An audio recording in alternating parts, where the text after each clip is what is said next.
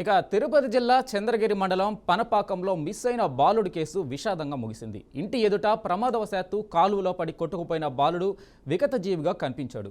పొదల్లో చిక్కుకుపోయిన చిన్నారి తేజ మృతదేహాన్ని గుర్తించారు. ఉదయం ఇంటి ముందు ఆడుకుంటూ తేజ కనిపించకుండా పోయాడు. మొదట దీన్ని కిడ్నాప్గా భావించారు. పాత ఇనుప సామాన్లు ఆటో డ్రైవర్ అపహరించి ఉంటాడని అనుమానం కూడా వ్యక్తం చేశారు. కానీ చివరకు కాలువలో పడి కొట్టుకుపోయినట్లుగా నిర్ధారించారు. తేజ మృతితో గ్రామంలో విషాద ఛాయలు అలుముకున్నాయి.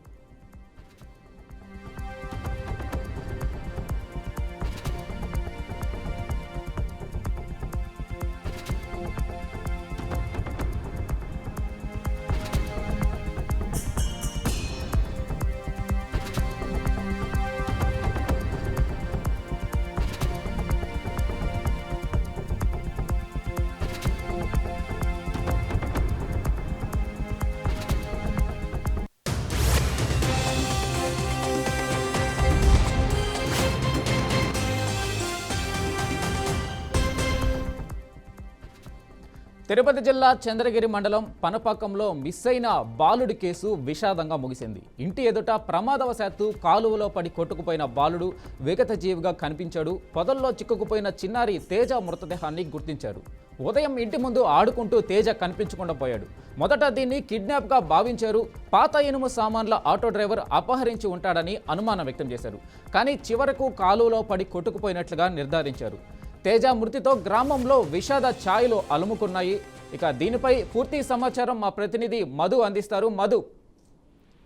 వెంకటేష్, తిరుపతి జిల్లా చంద్రగిరి మండలం వనబాకుల బాలుడు తేజ 3 సంవత్సరాలు మిస్సింగ్ కలకలం రేపింది. అయితే ఉదయం 10 గంటలకు ఇంటి ముందు నిలబడి ఆడుకుంటూ ఉండగా కనిపించకుండా పోయిన తేజ అయితే ఆ టైంలో పాత ఇనుప సామాన్ల కోసం వచ్చిన ఒక ఆటో డ్రైవర్ ఇనుప సామాన్లను వేసుకుంటూ అరుచుకుంటూ కూడా ఒక ఆటోలో వచ్చారు. అతనిపై కూడా అనుమానించారు. అయితే తేజ తండ్రి సిద్ధయ్య ఫిర్యాదుతో కేసు నమోదు చేసిన పోలీసులు ఆటో కోసం కూడా గాలించారు.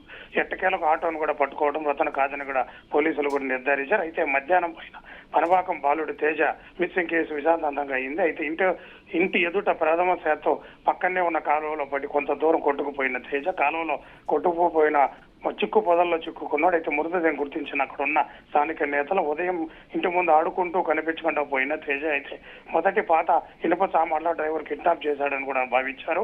అయితే పోలీసులు కూడా ఎంక్వైరీ చేయడం అది కాదని నిర్ధారణ అయింది.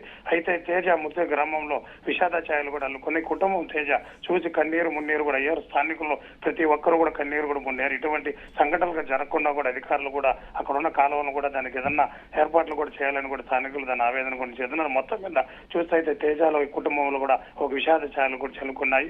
3 సంవత్సరాలు ఒక చిన్నారి వాళ్ళ తల్లిదండ్రులుగా తన ఆవేశం కూడా ఎవరు తీర్చలేని కూడా పరిస్థితి కూడా ఇక్కడ ఏర్పడైతే మొత్తం మీద అక్కడ స్థానికులు గ్రామంలో ఒక విషాద ఛాయలు కూడా అల్లుకున్నాయని కూడా చెప్పొచ్చు. వెంకటేష్.